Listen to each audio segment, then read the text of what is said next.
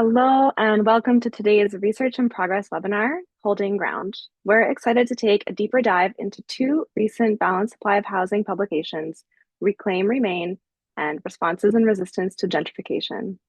Before we begin, a quick note that this session is being recorded and will be available on our website in the coming days. We are hosting today's webinar from the stolen territories of the Musqueam, Squamish, and Tsleil-Waututh Nations in so-called Vancouver. Indigenous people are disproportionately impacted by housing inequality as a direct result of colonial violence. And so we encourage you to consider where you live, work, and play, and how the land, stewarded by Indigenous folks longer than written history, plays an important role in your life. A few quick housekeeping items before we get started. Please use the Q&A function to submit your questions. We'll dedicate time at the end of the webinar for a discussion with our panelists. To read along, you can enable live captioning by clicking the CC option below. You also have the option to translate captions into another language of your choice. With that, let me introduce our speakers today. Dominique Russell, who will be introducing today's topic, is a writer, activist, scholar, and teacher. She founded Friends of Kensington Market in 2013 and is also one of the founders of the Kensington Market Community Land Trust, where she currently serves as co-director. With a PhD in Hispanic Studies, she is also a respected author and has taught at UBC, York, Western, and Brock University.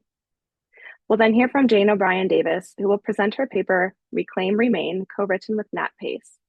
Jane is a CLT specialist with the Canadian Network of Community Land Trusts, where she works to grow CLTs throughout Canada with technical assistance, capacity building, and advocacy. With her background in urban planning and critical geography, Jane is committed to advancing community-led housing solutions. To close, Emma Ezvan will present her paper, Responses and Resistance to Gentrification, co-authored with Susanna Bunce. Emma is a PhD candidate in planning at the University of Toronto. Her main research area is gentrification and community displacement, and her doctoral thesis examines post-COVID transnational gentrification in Mexico City. With that, let me pass it off to Dominique. Thanks, Sarah. So I'm pleased to be introducing the whole series and some of my colleagues. So the policy report and profile series on CLTs is a collaboration between the Balanced Supply of Housing and the Canadian Network of Community Land Trusts. And so these are thematic reports produced by researchers and practitioners across Canada discussing key issues on CLTs for CLTs. So it's research written in everyday language that is really at the service of practice. So practitioners are informing research, and research is informing practitioners essentially by holding up a mirror, allowing CLTs to understand the moment that they're in, and kind of deep diving and seeing what other people are doing and coming up with ideas and strategies and understanding our history and where we are in this present moment. So some of them are we've got a CLT's definition report by Megan Auger, which, should we have a definition, what that means, I'd invite you to look and explore that. More than just affordable housing, the emergence of Indigenous CLTs, Land Back and Healing, Maggie Lowe and Tiana Lewis. Again, really important lessons to be drawn from that, written in language that's really easy to read, to share. So not just with your practitioners, but maybe also with your members. There's a case study of CLT Foundation of BC by Penny Gernstein, and upcoming the successful and promising use case study by Kuni Kamizaki. And I'm not talking about the two that we'll hear about today. But I want to start by shouting out to Susanna Bunce. This kind of research where the research is really being informed and informing practice. So the community partnership, where the partnership is really at the center and part and parcel of this research, and the research is at the service of practitioners. Susanna is not just then a pioneer in the study of CLTs in Canada, but also that type of academic research, I think, has been very useful from the KMCLT perspective. I think also from the CNCLT perspective, the importance of sharing that research and having those research skills be at the service of practitioners, because when you're in it, you're not necessarily able to see further and theorize. And so it's really helpful to have these types of papers to do that. Susanna. Sorry, Dominique. I was actually trying to find out love emoticon, but I didn't. There wasn't the option. I just raised my hand. But thank you for that lovely comment. All right. So without further ado, we'll hear from my former wonderful colleague who I miss now in Montreal and not in Toronto, Jane, who will speak about Reclaim Remain. Amazing. Thank you so much, Dominique. That was an awesome introduction. Hi, everyone. As Dominique mentioned, my name is Jane O'Brien Davis, and I'm a CLT specialist with the Canadian Network of Community Land Trusts. Today, I'm going to talk you through the paper that myself and our network director, Nat Pace, published last year with the Balanced Supply of Housing. Reclaim Remain Community Land Trusts, led by racialized communities in Vancouver, Calgary, and Toronto. But first of all, I need to share my screen so you can see my slides. Hold on. Can we all see that? Yes, perfect. Okay, so really quickly, I'll just provide an outline of what we're going to talk about today. From our paper, we'll begin with the Black and rural origins of community land trusts. Then we'll move on to some case studies in African Nova Scotian communities, and then we'll talk about some other examples in urban centers in Canada, including in Vancouver, Calgary, and Toronto. And then we'll end with our lessons learned and our key takeaways that we found through researching and writing this paper. So the origins of the community land movement can be traced back to the civil rights movement in the US. In 1969, a group of Black farmers and civil rights activists in rural southwestern Georgia came together to create New Communities, Inc. This would become known as the first Community Land Trust. These farmers were organizing in response to white landowners evicting Black tenant farmers from their land in retaliation for registering to vote, which was at the time a newly acquired right amongst Black Americans, and participating in other civil rights activism. So what New Communities was envisioned to be was an agricultural community. Eventually, they were able to acquire, close to 6,000 acres of land, but unfortunately, in the 1980s, they lost much of this due to discriminatory lending practices by the USDA. But after a lengthy legal battle in the early 2000s, they were eventually able to win a multi-million-dollar settlement and buy back another significant parcel of land. What I like to highlight about this story is that the new community demonstrates that the CLT's roots are in collective action in social justice and racial justice, but also B, that even though today CLTs are often associated with the provision of affordable housing, what they were envisioned to be by New Communities and what was created at its core was not a model of affordable housing, but rather a system of collective land stewardship that was designed or is designed to meet the needs of a specific community in their context. So in the case of New Communities, that was housing, but that was also commercial space and access to farmland. So after the success that new Communities had in developing this model of land tenure, this community land trust, the legacy of their work has kind of proliferated around the world, but especially here in the Americas. Specifically, we've seen Black and other racialized communities take up this model as a way to address several challenges found in their communities. Those include, combating gentrification by stabilizing rents in their neighborhoods, asserting community control and land use decisions, using CLTs as an advocacy tool for communities, and preventing land loss in communities that are being impacted by real estate speculation, among other uses as well. So nowhere is this legacy this more apparent than in the work of CLTs in African Nova Scotian communities. So many of the projects we profiled in our paper are led by African Nova Scotians and are responding directly to the specific context and challenges found in these communities. So African Nova Scotians are a distinct people with a specific history and legacy on Canada's East Coast.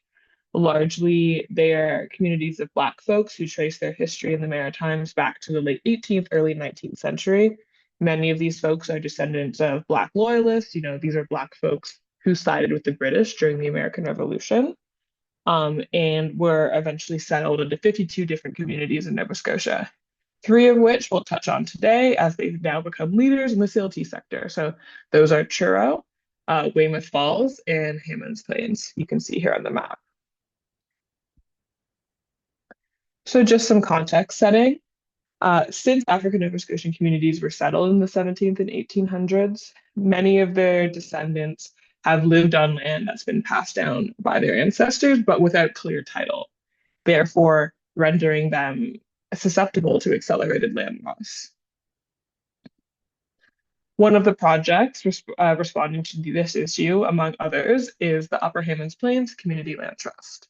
Upper Hammonds Plains is one of the 52 historic African Nova Scotian communities, and it's one of the few located within the Halifax Regional Municipality. So the CLT was Upper Hammonds Plains CLT was incorporated in 2022 with a mission to protect their community from the rapid influx of outsized development that caused the displacement of ANS, African Nova Scotian residents, from the community. This rapid development was actually the result of the area's unique general use zoning, where developers, can build any kind of development without development agreements or community input. And one of the early wins of the CLT was actually the successful downzoning of the community, meaning that it rezoned the area from one permitted land use being general use to a more restrictive one, in this case, residential. So the Upper Hammonds Plains Community Land Trust, their work, aims to envisions a scenario where the community plays a pivotal role in shaping the land. And, you can already see that they're doing this with the rezoning, but specifically, they aim to honor the legacy of their ancestors and ensure that future generations of African Nova Scotians inherit a sense of belonging and community and connection to land. Secondly, down in the southwestern portion of the province is Weymouth Falls. Weymouth Falls is a deeply rural historic African Nova Scotian community located in Digby County. The Land Trust was formed in 2023 to respond to the systemic neglect of the community. The Land Trust itself was actually founded by Shakira Grant, who is, one, a descendant of the community, but also, two, someone whose grandmother unknowingly lost her land through tax sales due to issues with unclear title. This was what motivated her to start the Land Trust. She sees the CLT as a model that is so clearly attached to protecting land that's at risk of being lost. The Weymouth Falls Community Land Trust aims to preserve as much community land as possible, emphasizing the importance of land as a cultural and community asset.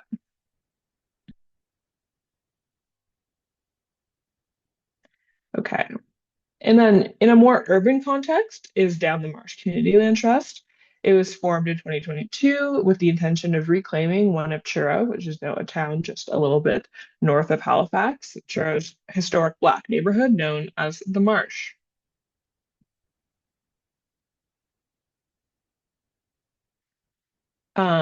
So this neighborhood, the Marsh, is facing intense real estate speculation and environmental challenges.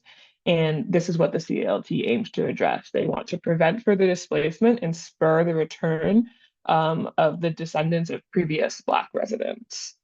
The CLT itself was founded by Dr. Lynn Jones, who is a celebrated lifelong African Nova Scotian activist. She personally owns several plots of land in this community, which she will be bequeathing to the Land Trust. And this one is a really unique case of an individual endowing land to a CLT. So although the context may differ, you'll notice that there are many similar themes in these next few CLT examples. Right now, I'm going to highlight the work of CLTs and racialized communities in Canadian urban centers. So firstly, we have Hogan's Alley Community Land Trust. So Hogan's Alley was the name of a Black community which emerged in the early 1900s in Vancouver's Strathcona neighborhood, and it was raised in the 1960s by the construction of highway viaducts. In 2015, the city of Vancouver actually announced that these same viaducts were going to be removed. This led to lots of advocacy on behalf of the Black community to have the block returned to the community.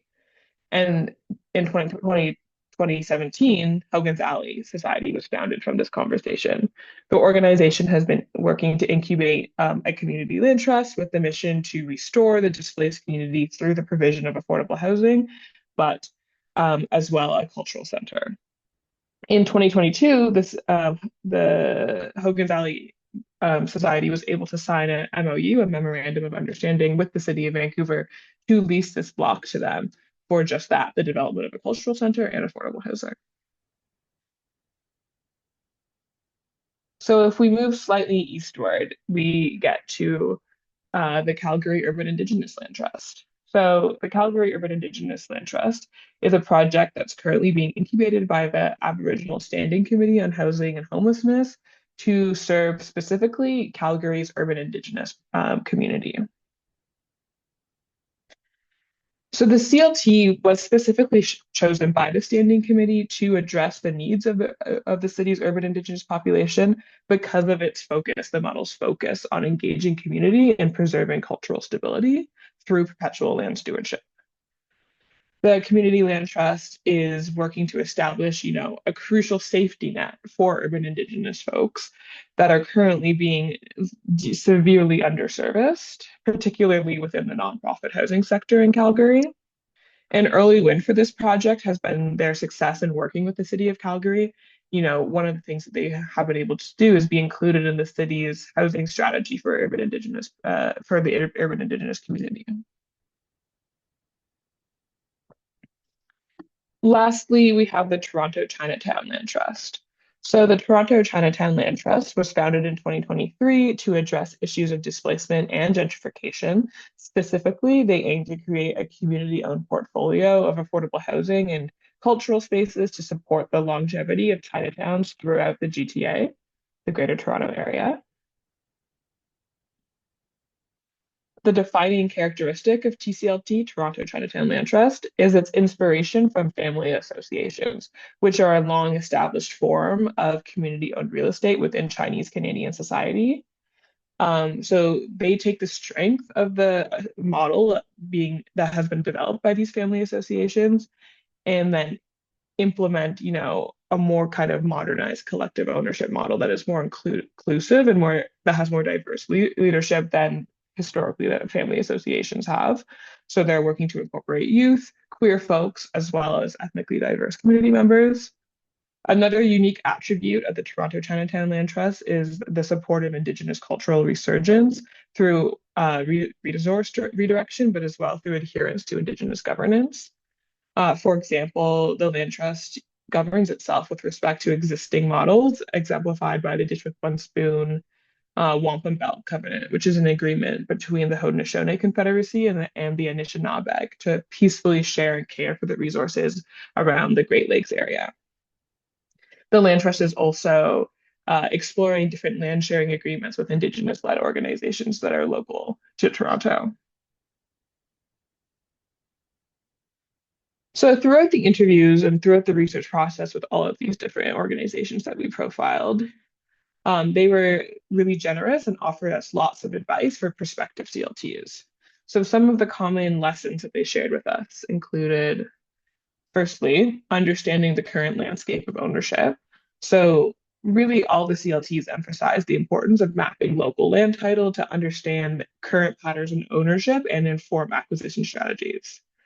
For example, if a community's land is owned by, just one property owner, there may be an opportunity to acquire a portfolio rather than just a single lot. If most of the land is privately owned, it may be viewed as more at risk than lands held by the private sector.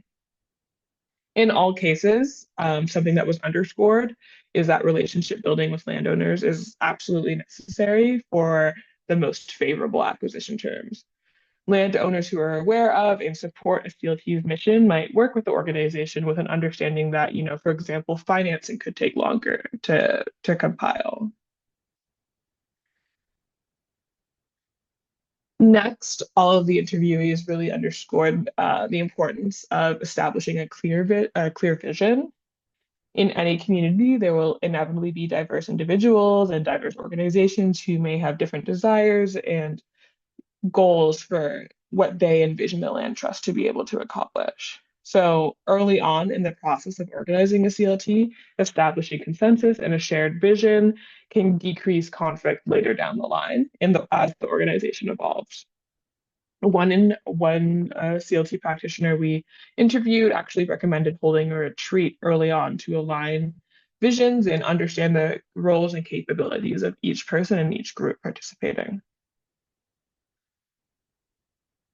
So interviewees also relayed to us the importance of building relationships with other CLTs and how those connections engender progress, particularly among BIPOC-led community land trusts. For example, Chinatown land trusts in Toronto, LA, and Boston have all been informally and formally gathering to share best practices and support each other. They've actually kind of created their own network of land trusts in Chinatowns. It's quite interesting. And then some of our Black-led members, some of the Black-led CLTs we work with in Canada meet regularly. Recently, they embarked on an international study tour together of aligned organizations in the US.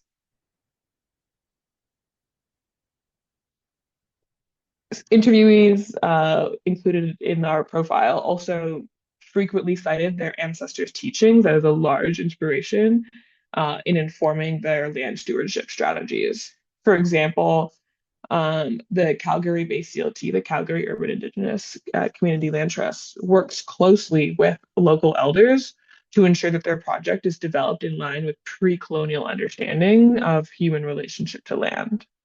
This connection between, ancestral teachings and practice is particularly clear with the Toronto Chinatown Land Trust, which has also closely studied community ownership strategies that were employed by earlier generations, specifically the family associations. So despite the geographical and historical differences, there were many common threads among all of the work being done by the CLT practitioners, the CLT groups that we profiled in our paper. Some of these key takeaways that we gleaned include, firstly, that land is integral to identity. So for these communities, their land isn't just any land. For example, in Nova Scotia, to be African Nova Scotian, with the CLTs operating in that context, to be African Nova Scotian is to be of a distinct lineage of people with ties to a very specific geography and a very specific history. And this history, this geography, this legacy is the driving force within each ANS CLT. In Vancouver, Hogan's Alley isn't just trying to acquire land anywhere in the city. They have a specific focus on a specific block that was once a historic Black neighborhood. There's a similar place-based strategy that we're seeing with Toronto's Chinatown CLT, for example.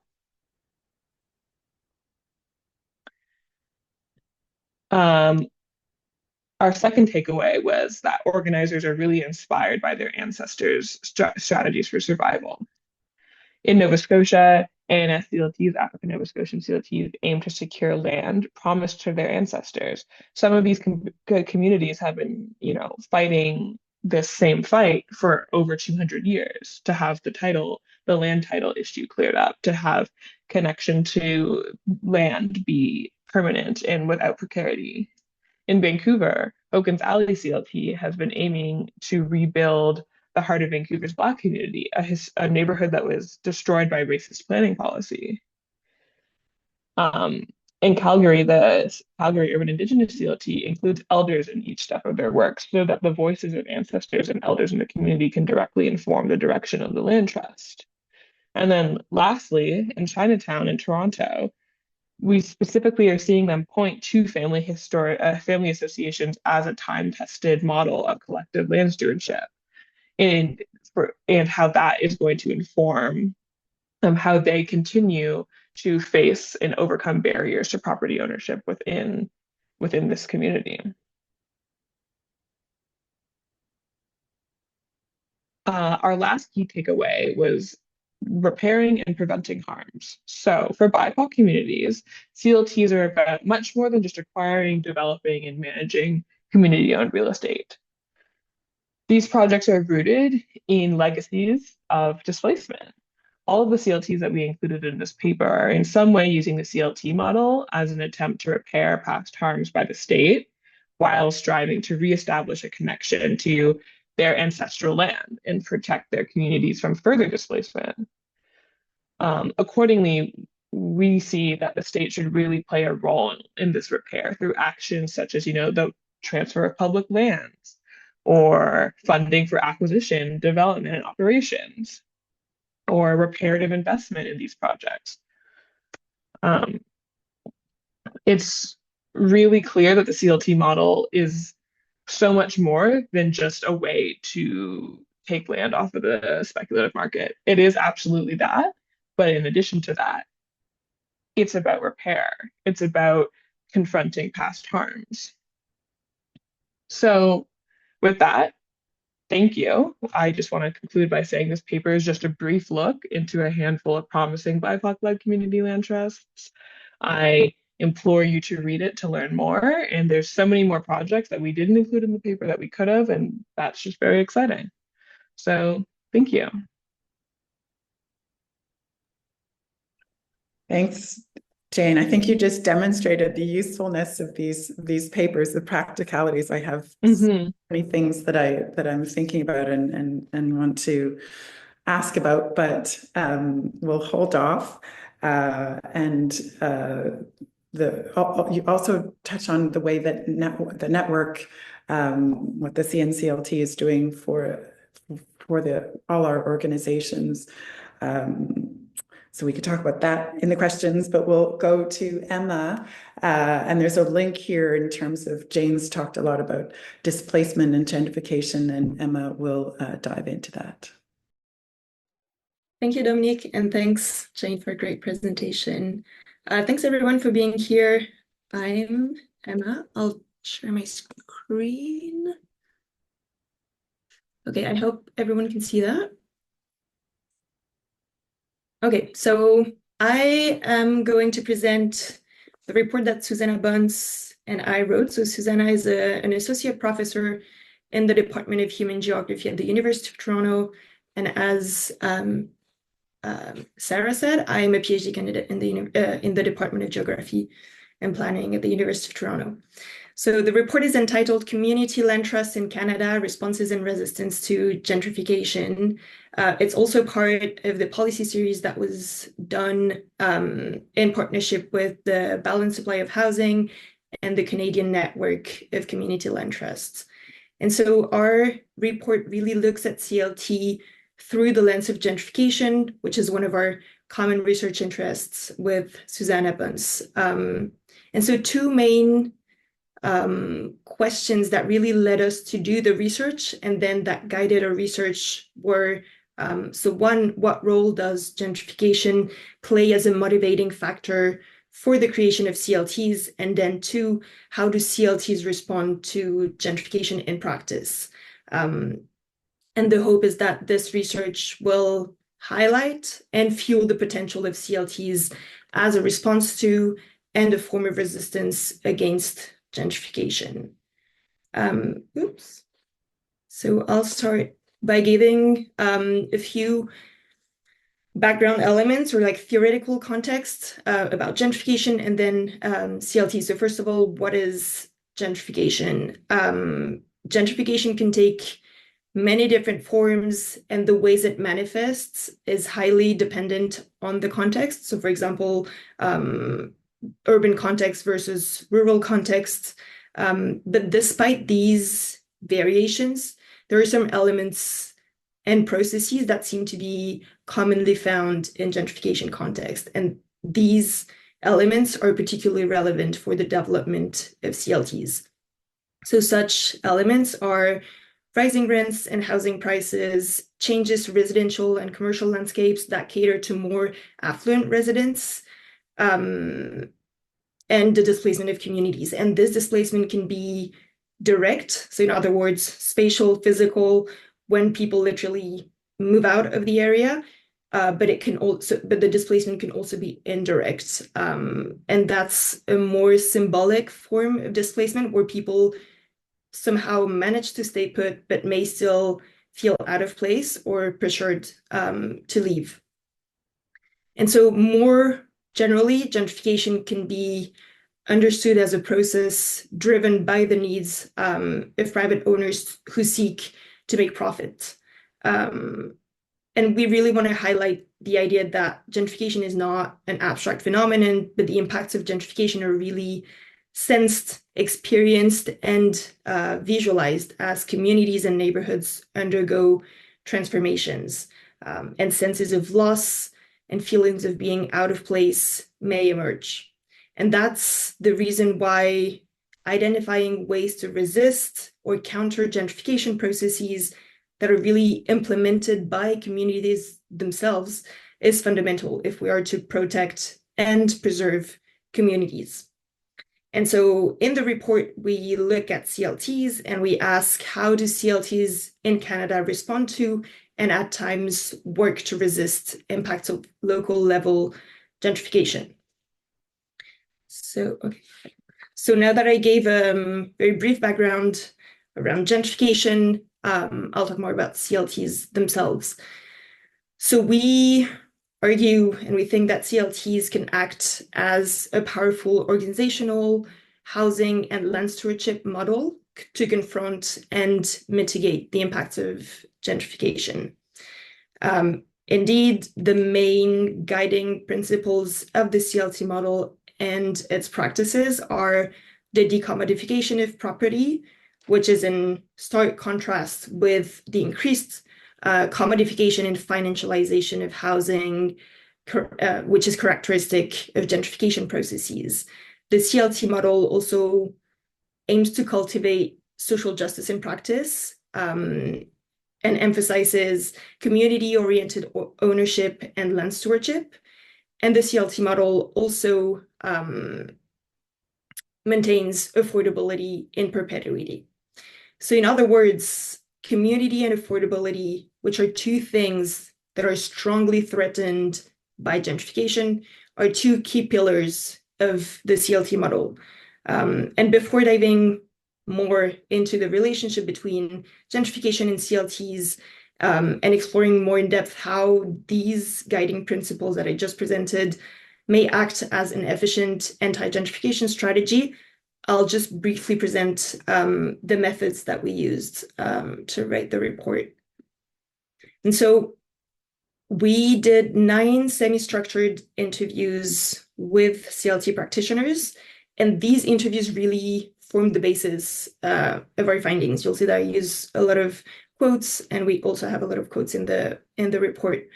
Almost all the organizations that we talked to have the logo here, except for Calgary Urban Indigenous Land Trust and Temiskaming District CLT, which is based in Ontario.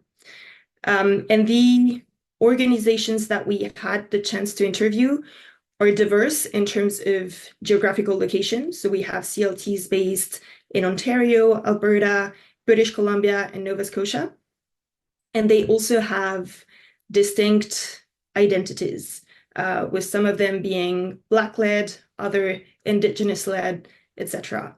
And this diversity was actually really key to understand, well, first of all, the local specificities of gentrification in each context, but also to explore how issues of Indigenous sovereignty and racial justice are addressed and relate to processes of gentrification. And so we identified 3 main themes that we explore in more depth in the report.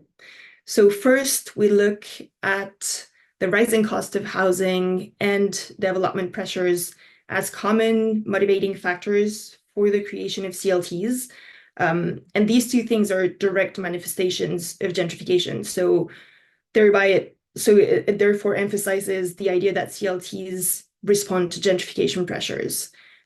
Second, we focus on the use of the term gentrification in practice. And what we found is that despite being a major motivating factor for the creation of CLTs, CLT practitioners actually tend to move away from the term itself, and I'll explain in a minute why and how they do that. And thirdly, we try to better understand, on the one hand, the not so common explicit use of the term gentrification, and on the other hand, the more implicit but inherent forms of resistance against gentrification. And more specifically, CLTs tend to have a strong decommodification and decolonization orientation. And so that's really the focus of our third section in the report. So now I'll just briefly present each theme and some findings. So the first theme, so many CLTs formed out of local pressures related to the rising cost of owning or renting a home and the presence of for-profit developments in their communities. So for instance, the accelerating pace of private market development applications in downtown Toronto, more specifically Chinatown, and market-driven displacement in Upper Hammonds Plains, Nova Scotia, were presented as issues that led to the creation of a CLT. And these issues are, well, clearly linked to affordability preservation challenges, which is a cornerstone of gentrification. Some CLTs also talked about accelerating post-COVID urban-rural migration and migration from big cities to smaller ones that sometimes result from and often deepen affordability problems and that lead to the displacement of communities.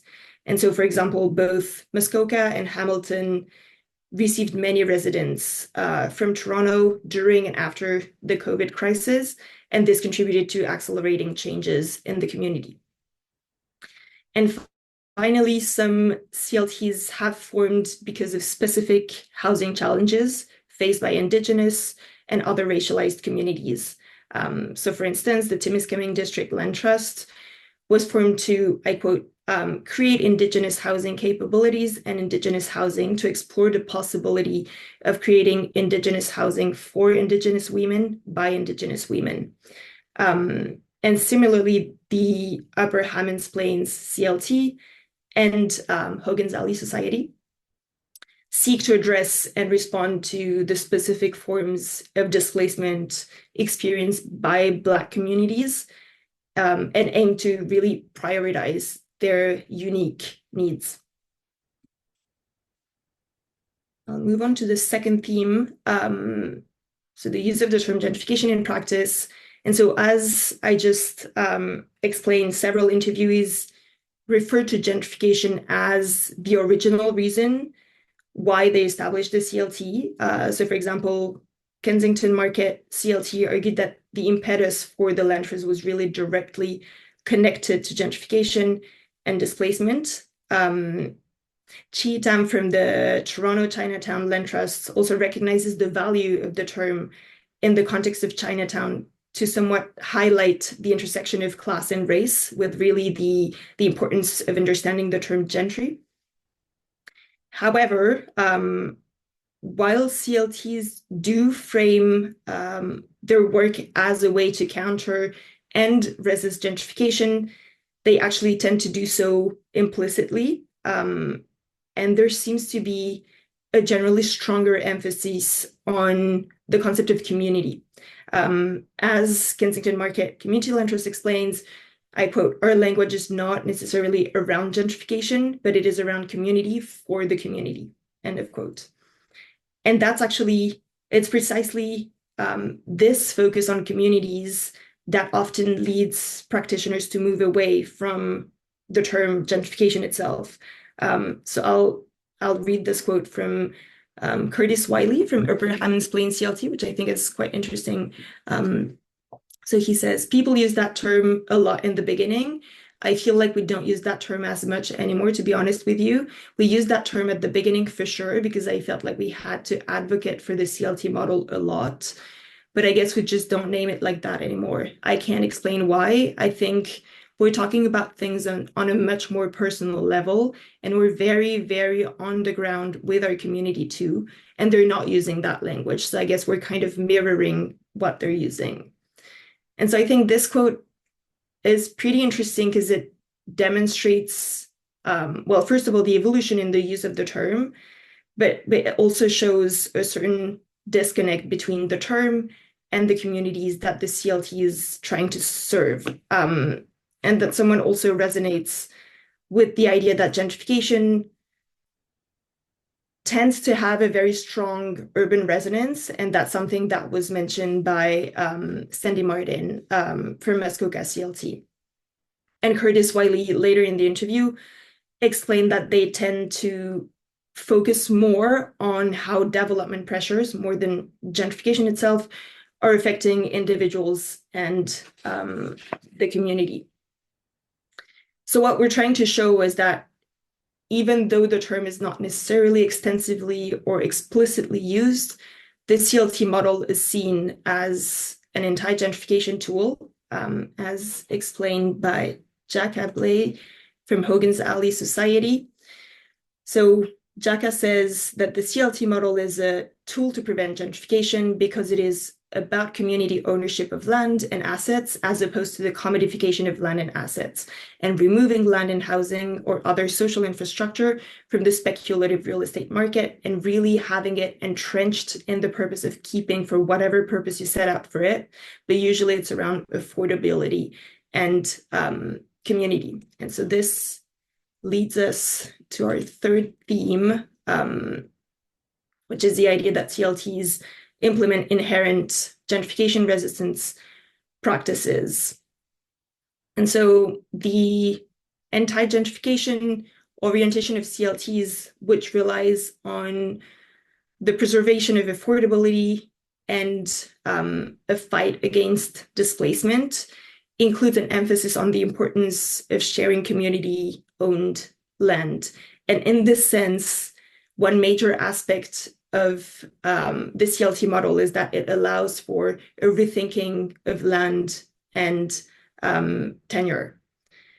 And CLTs are also about community control and community empowerment, as this quote from Upper Hammonds Plains CLT tends to show. So it's really about Black liberation. It's about finally putting something in place that we can have autonomy over, that can be self-determined, community-driven, and that puts us in the driver's seat, both in terms of planning and what happens in our community.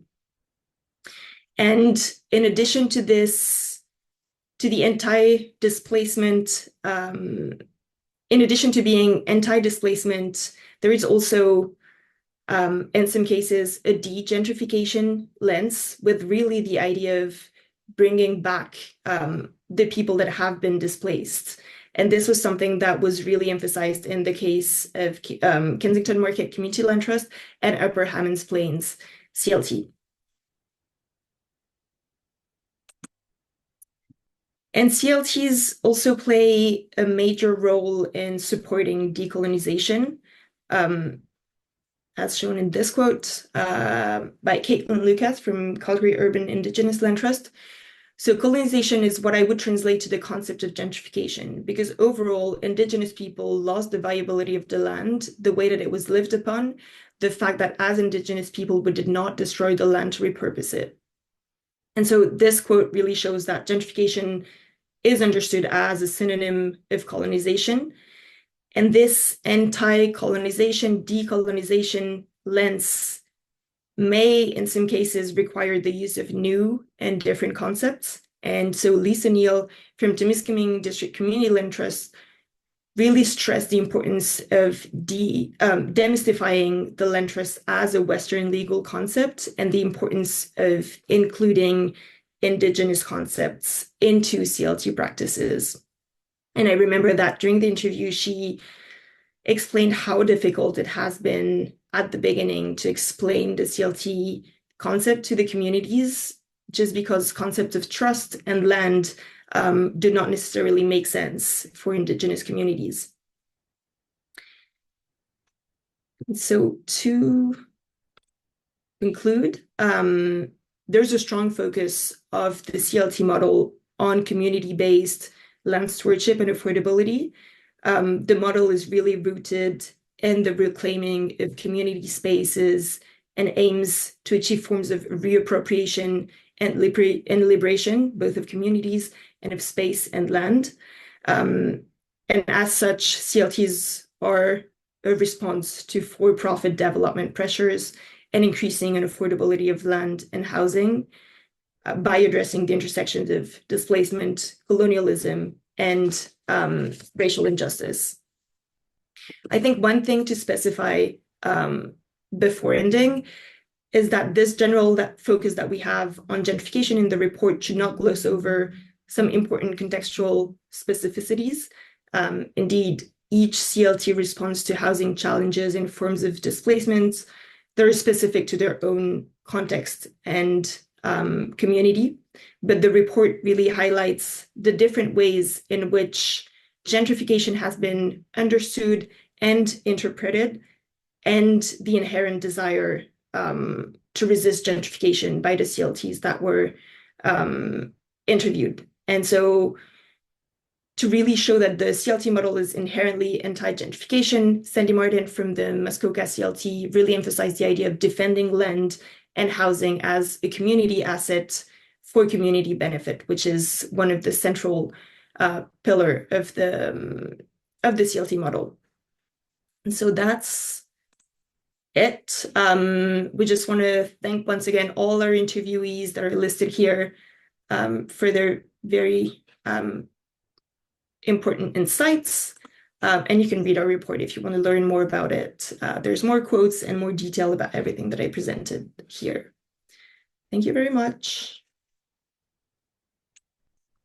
Thanks, Emma. That's Thank you. a really clear, and I hope everyone is encouraged to go and read the report. I have all these questions and things, I'll leave it. But one thing I do want to mention is just that the reports are beautiful, which is one of the things that makes it, it's a pleasure to read. And something that Emma mentioned as well, another usefulness of this series is to actually have policy makers read it. So the fact that it's beautiful and that they are beautiful and readable, I think will help with that. Over to you, Sarah. Thank you so much, Dominique. And thank you to Emma and Jane and Dominique, of course, as well for these wonderful presentations. We have about 10 minutes for Q&A. So just a reminder to participants in the audience, if you do have any questions, please use the Q&A function and we'll add those to the list. We do have a couple of questions already here, so let me just jump in. This one seems to be directed towards Jane and Nat, if you're here on the call. Based on your conversations with BIPOC-led CLT directors, what unique challenges do they face in securing land and funding compared to mainstream CLTs? And what strategies have been most effective in overcoming these barriers? Yeah, totally. I think there are several, challenges that specifically BIPOC CLTs face, but I think one that is apparent in most contexts that we were working in is lack of capacity. Often we're working in communities that are really spread thin in, different responsibilities throughout their life and are organizing to a certain level, but they face a lot of barriers in applying to these funding streams that require, all of this information, blah, blah, blah, blah, blah. And sometimes there truly is a lack of capacity in different realms to really apply for these funds. In addition to that, it's also there's not always acquisition funding in all of these places that they operate. That's the minority of places have fund. The minority of governments offer funding for acquisitions. Strategies they use to overcome that. Was that you the second part of that question, Sarah? I think one that is really clear to me is that they overcome it by advocating and organizing again to have funders offer funds and offer programs and policies that actually fit their needs. I think a clear example is in Nova Scotia with the community housing growth center, the community housing transformation centers arm in Nova Scotia has specifically developed a Black-led fund that addresses these kind of capacity issues in Black communities, and that's a direct result of advocacy that's been done among Black housing providers, but specifically Black-led CLTs in the province. Thank you so much. If anyone else has something to add, please feel free. No? All right. We'll just jump to the next question then. Perhaps this is geared towards Emma and Susanna. In your opinion, can CLTs use the visibility of gentrification debates to build stronger coalitions with policymakers, tenants' rights groups, and funders? Can you share any messaging strategies that have worked to position CLTs as a proactive solution? Sure, I can start, and then maybe if you want to jump in, Susanna, feel free to do so. Yeah, I do think that gentrification debates can help, highlight the potential of CLTs in these debates, and I think that's also the whole point of this series, having a partnership between researchers and practitioners. But I feel like what we saw in the interviews, and I think the quote that I used from Curtis Wiley from the Upper Hammonds Plain CLT, where he was explaining that there's been a move away from the term gentrification itself, is key, because he was saying that at first the use of the term was actually key to just advocate the model. And I think it was not advocating the model amongst communities, but rather amongst policymakers to really emphasize the importance of CLTs, and also, I guess, make policymakers better understand what CLTs are. So I think there is a very important value of using these gentrification debates to show the potential of CLTs as an anti-gentrification strategy. I also feel like, as we show, it's important to understand that gentrification is not everything, or at least that other terms are important, and also somewhat go away from the sometimes too strong of a focus on housing and really focus on communities as well. So I guess that's what I'll say. I don't know if you want to add anything, Susanna. No, that was great, Emma. Thanks. Thank you so much. We have another question here. Based on some CLTs moving away from a language of gentrification, I have a question about CLTs communicating their purpose to community members. How might community members respond differently to the mission of CLTs being framed in terms of what they're against, i.e. gentrification, versus what they're for, i.e. self-determination and community-driven futures? I'll leave this for anyone to answer. Yeah, I can start. I feel like it's our paper. Yeah, I think that's also something that we try to show in the report, with trying to show how gentrification is, colonization is used as a synonym for gentrification. So it's a broader language than just gentrification. And I think when you think about gentrification, you obviously think about anti-gentrification resistance, but then you somewhat also very obviously know what you're fighting for. So if you're fighting against gentrification, you're fighting for community preservation, community protection, community empowerment, and affordability as well. So I guess it's also, I think, this idea of going away from the term gentrification that we show, and this stronger emphasis on community, and this idea that it's a work for communities, done by communities as well, or like in partnership with communities, is key. And I think that's where the whole thing is. And I think yeah, I think that's what the report is trying to show. This move away from the term gentrification is also to better show what we're fighting for more than what we're fighting against. I'll just jump in quickly.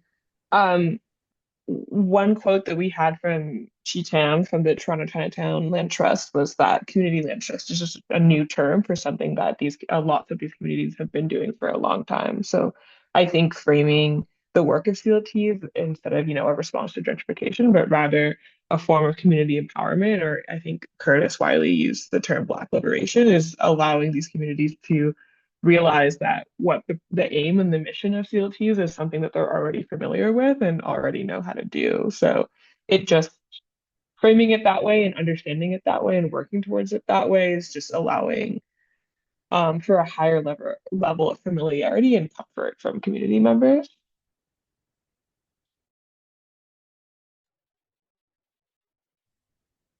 That's great.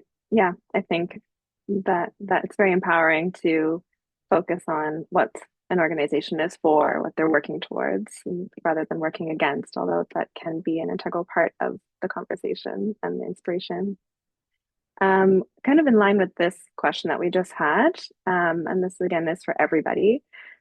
Based on your research, what policy changes at municipal, provincial, or federal levels would most benefit BIPOC-led CLTs in expanding their impact?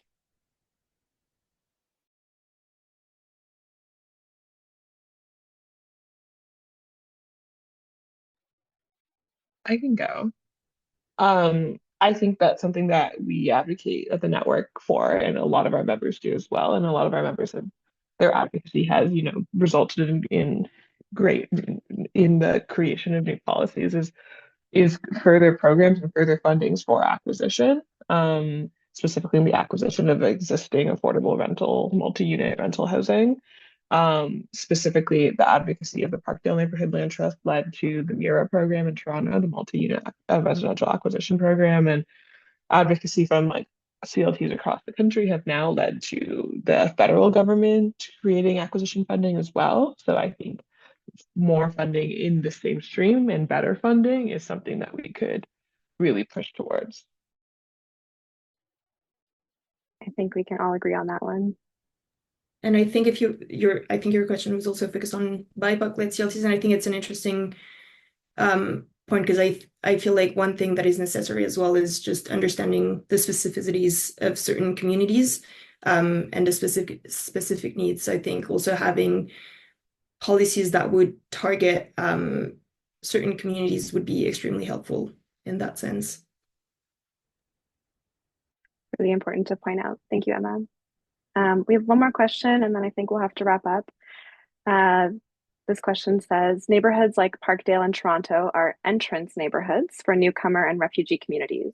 Over time, communities blossom, then second or third generation folks disperse or relocate. Sometimes two or more BIPOC groups move in at the same time. Do you have any insights into how to manage the tension between groups that want to reclaim and groups that want to retain the same neighborhood? And this isn't directly connected to CLTs necessarily, but certainly could be in the context of some of the CLTs that were presented in both papers.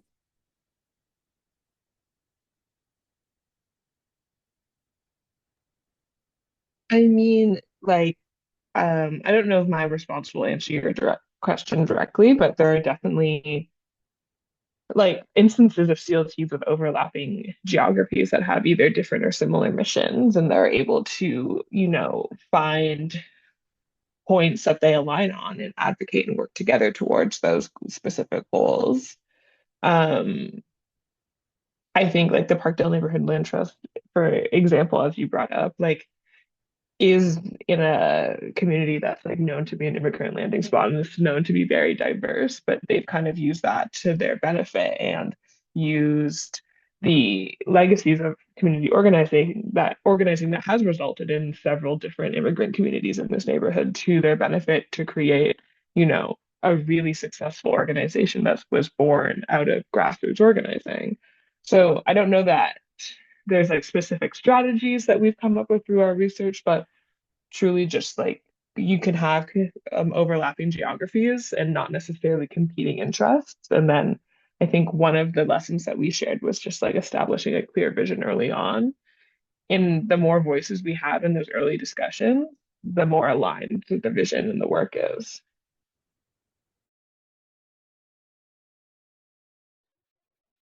Thank you so much, Jane. With that, we are at the hour. So I'm just going to thank all of our panelists once again for joining us today and for presenting on these papers. A reminder to our audience members that you can find all of this research on our website at bsh.ubc.ca. We also encourage you to sign up for our newsletter if you'd like to learn about upcoming events. And please feel free to follow us on social media so you can stay up to date on all things with the balanced supply of housing. Thank you, everyone, and hope you have a great day.